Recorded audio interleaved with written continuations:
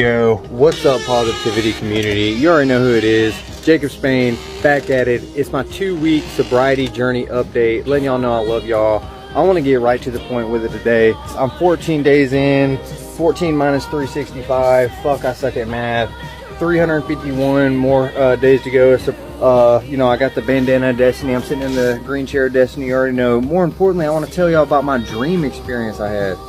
You know, I had a mugwort induced, I feel it was like a semi-prophetic dream experience. Now, I just want to comment on some of these things, how people are really talking about the CERN portal a lot. You know, it's July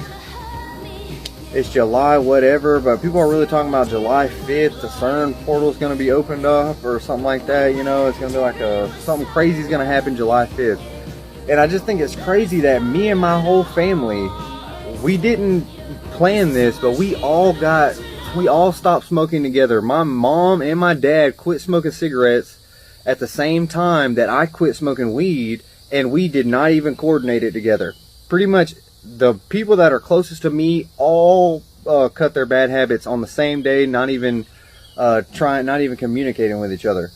So I thought that was strange, and I'm talking to so many people in the TikTok community, and all of them are going on this sobriety journey, especially right now. They're saying, everybody's saying it's really important for you to be sober during these first couple days because something crazy is supposed to happen with this CERN portal, right? I don't know about all that, but I just think it's crazy that a whole bunch of people around the world are coordinating with each other without speaking. It's like we're all getting better. There's this huge, I feel like there's this huge movement, man, where, you know, we're all getting better. We're all realizing our best selves. And it's just crazy that we're all starting to do it together, almost seemingly without any direct communication from one another. So many people in my life have decided to go on a sobriety journey at the same time, while so many people in the TikTok community are saying, hey man, you need to be sober and clear-minded during the first couple days of July, because, you know, hey, there's going to be a whole bunch of partying going on, but also because it's something to do with this CERN portal. So, I don't know. I thought that was interesting. I'm going to leave that thought there. Now, where I want to go now is I take a herb called mugwort. I took an herb called mugwort. It induces dreams. If you don't believe in God, if you don't believe in spirits, if you don't believe in astral projection, if you don't believe in the higher powers that man has, take a herb called mugwort. I don't believe in shit. I don't believe in nothing. I got to see it before I believe it. And mugwort will make you a believer. If you take a herb, go to your local herb shop, and get an herb called mugwort. M-U-G-W-A-R-T, I believe it is. Translated to Latin, that means a sleep herb.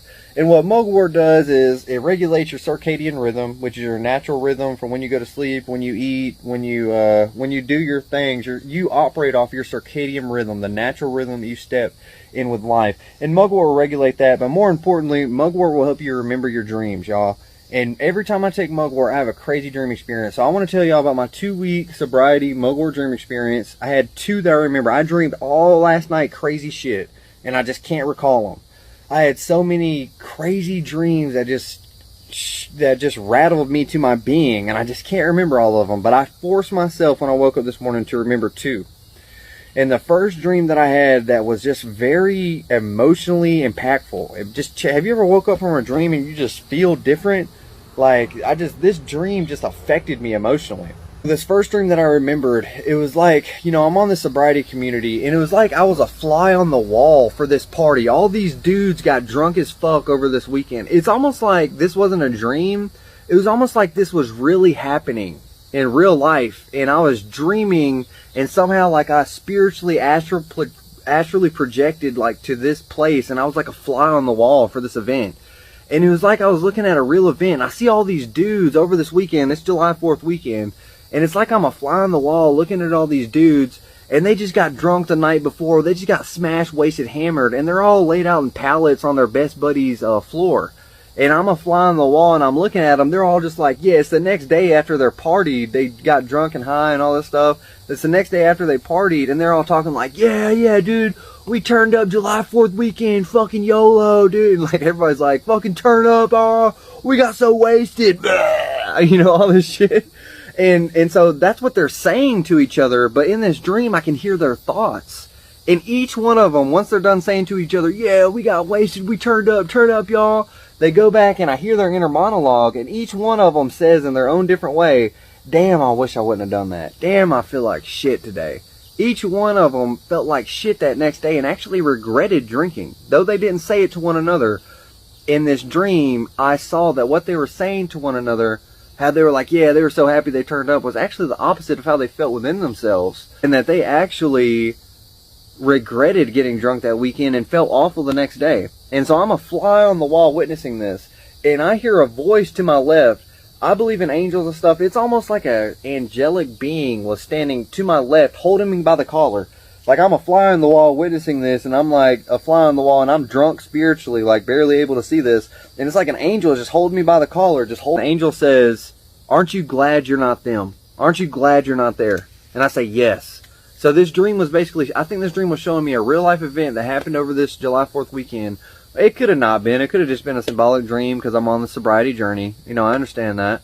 But it was almost like this was a astral projection experience where a being, it sounded, a disembodied voice outside of myself said, aren't you glad you're not there?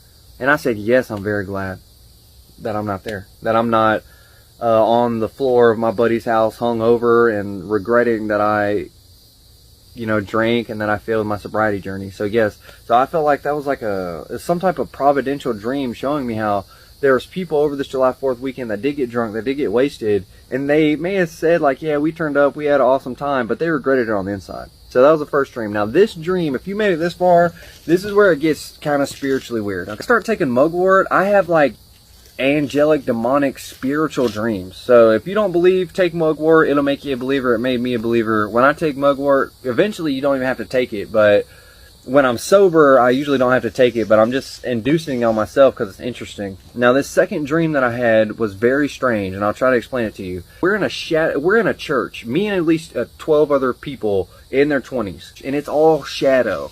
We're in this church, we're in this like dark, eerie, Stranger Things upside down church, dude.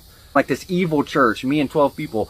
And we're standing in a half circle in front of this altar. Me and these 12 people are kneeling down.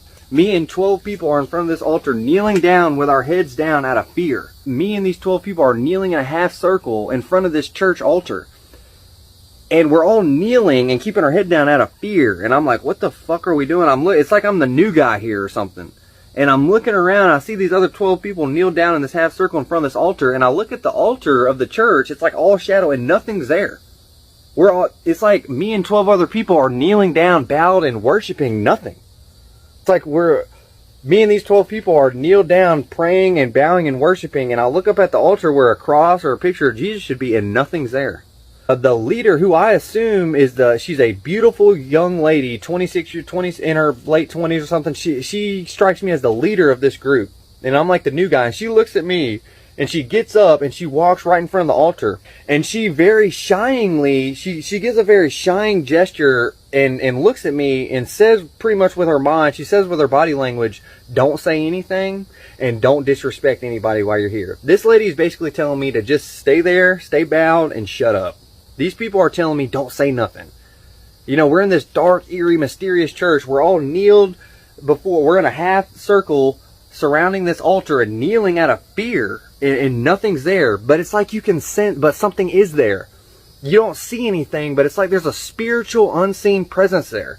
And we're kneeled before this thing out of fear. And she gets up before it. She gets right in front of it and looks directly at me. And she pretty much says, don't say anything. Don't you say anything. And you just stay there and you stay bowed. And so when she does that, I start getting up out of my bowed position. We're basically all bowed. And I start looking up and I say, why the hell are we doing this? I start talking to people. I'm like, why are they doing this? And people are like, don't say nothing. People are like, don't say nothing. Don't say nothing. Don't say nothing. And I look over at the altar where nothing is, and it's like there's a spiritual presence there. And I think that it's all symbolic. Like we were all worshiping nothing, or we were worshiping an evil entity. And I don't know if that dream was symbolic of the spiritual state of the church today, or the spiritual state of mankind today, how we could possibly be, we're sending our prayer energy to nothing, or we're sending our prayer energy to a wrong spiritual being, or we're praying before the wrong things. But I don't know, the second dream's point was basically like, we're all bowed